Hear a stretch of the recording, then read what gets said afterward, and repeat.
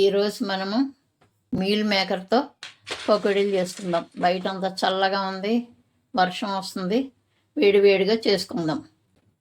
ఈ నీళ్ళు మరిగిన తర్వాత ఈ నీటిలో దాల్చిన చెక్క, యాలకులు, లవంగలు వేద్దాం.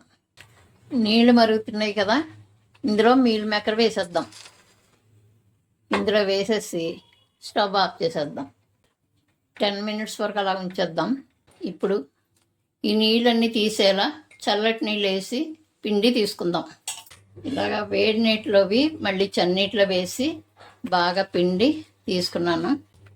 ఇలా గట్టిగా పిండేసిన తర్వాత ఇందులో కారం, గరం మసాలా, కాశ్మీరీ మిర్చి, సాల్టు, నిమ్మకాయ, అల్లం వెల్లుల్లి పేస్ట్ ఇవన్నీ కూడా ఇందులో వేసేద్దాం.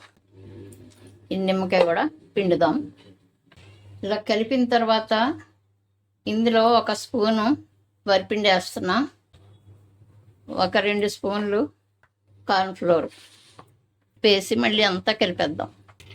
నెమ్మదిగా నూనె జాగ్రత్తగా వేయండి, తోలుతుంది. వేసిన వెంటనే కదపకూడదు.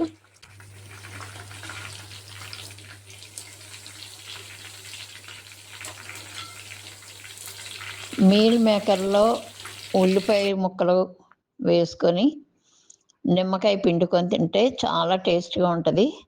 లైక్ చేయండి, షేర్ చేయండి, సబ్స్క్రైబ్ చేయండి.